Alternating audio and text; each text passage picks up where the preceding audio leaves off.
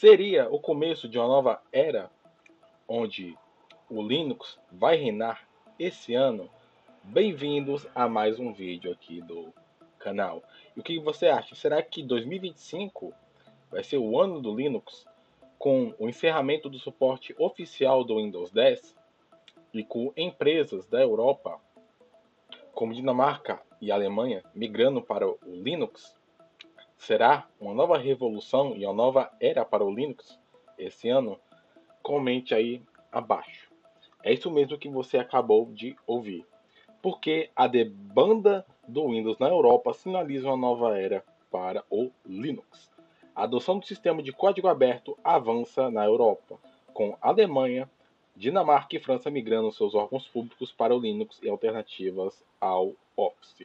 Ou seja, Alemanha e Dinamarca, elas estão mudando, saindo do Windows e indo para o Linux e substituindo o Office pelo LibreOffice, tá? Com a aproximação do fim do suporte do Windows 10, como eu falei para vocês, governos europeus estão acelerando a substituição de ferramentas da Microsoft por soluções de código aberto, o que é ótimo, indicando uma possível virada de paradigma digital. Nos últimos meses, estados como Slesvig ou Sácia, na Alemanha, e o governo dinamarquês deram início a uma transição ampla para abandonar o Windows, o pacote Office e o Microsoft Teams.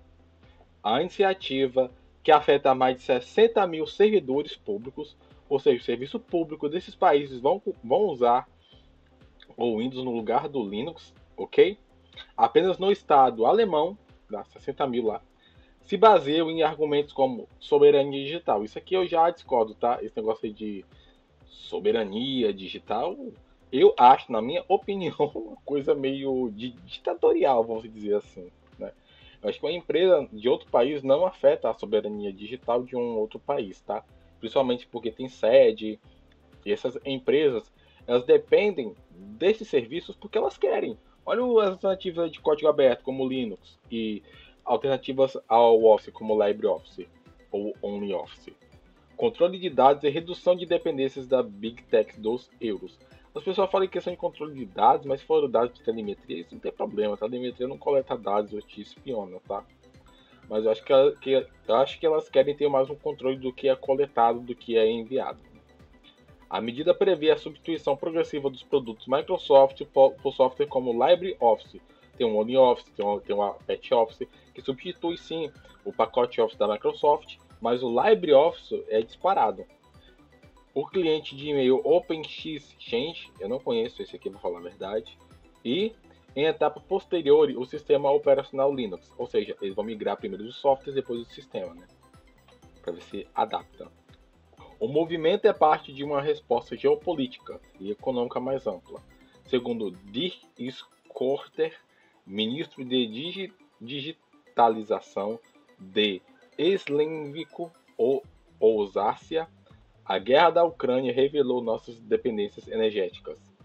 Agora estamos lidando com as dependências digitais. Ele afirma que a adoção do código aberto é uma forma de retornar o controle sobre dados públicos e fortalecer a infraestrutura digital com base local. Até eu concordo em questão de fortalecer a base local, os sistemas locais, que são desenvolvidos por pessoas da região, do seu próprio país, como aqui no Brasil. Por exemplo, temos o Big Linux, temos o TigerOS como exemplo, tá? Tem o BROS, e todos são sistemas desenvolvidos por pessoas brasileiras, ok? E vários outros. Só um pequeno destaque aqui, tá?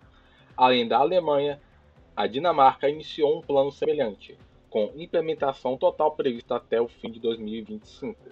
A decisão busca reduzir custos com licenças, porque o Windows e o Office ele é pago, e a Microsoft ela fiscaliza empresas com auditorias, e se tiver alguma licença pirata ou algum software com quebra de contrato sendo pirateado ou ativado de forma ilegal e irregular, a Microsoft simplesmente pode te multar até 3 vezes o valor desse software, o que pode sair muito caro para essas empresas. A Microsoft também pode te dar até mesmo tempo para você regularizar o software, mas claro, se você for empresa, mas quem é usuário doméstico também é errado fazer esse tipo de coisa. E evitar gastos extras, porque não vai precisar mais comprar licença, já que é de código aberto, obrigatoriamente a maioria tem que ser de graça, né? Com atualizações compulsórias, um problema recorrente entre clientes da Microsoft. Linux e software livre ganham forças como alternativa estatal, ou seja, os governos estão migrando de Linux e para o software livre. Isso é muito legal, tá? Eu sou um apoiador do software livre. Eu acho que as pessoas deveriam sim conhecer mais programas ou sistemas open source, tá? A tendência de migração para o Linux é solução de código aberto não é nova, mas ganha tração diante de incentivos institucionais, como o Interoperable Europe Act, aprovado pela União Europeia. O regulamento estimula o uso de ferramentas interoperáveis e abertas por órgãos públicos, promovendo maior independência tecnológica entre os países membros. Casos anteriores, como o da cidade de Munique, que adotou depois abandonou o Linux por pressões internas e dificuldades de interoperabilidade, mostram que a transição exige suporte político contínuo e treinamento eficaz. Porque migrar de um sistema para o outro, de um software para o outro, não é uma coisa assim tão fácil. Pode ser semelhante, mas não é igual. Então exige um conhecimento, tem que exigir um treinamento para isso. Mas há exemplo de sucesso. A polícia francesa, com 100 mil agentes, usa Linux desde os anos 2000. E o Ministério da Defesa da Índia anunciou em 2023 seu próprio sistema operacional, o Meia-OS. Como vocês sabem, ou não devem saber, se você fazer uma pequena pesquisa sobre o código aberto, sobre o Linux, para você saber mais sobre o Linux e os softwares de código aberto, é permitido você modificar a seu bel prazer. Se você quiser ajudar o projeto, você pode, ao contrário de softwares proprietários, cujo software ele é fechado, o seu código-fonte ele é fechado, você não pode mexer. E se você fazer engenharia reversa ou coisas semelhantes, você pode ser até processado, né? E aí, o que vocês acham dessa notícia que eu acabei de dar para vocês? Vocês acham que esse ano mesmo é o ano de Linux? Comente aí abaixo nos comentários. E não se esquece daquele like, daquela inscrição e de ativar o sininho para receber as notificações dos próximos vídeos que eu lançar aqui no canal. E nos vemos no próximo. Fui!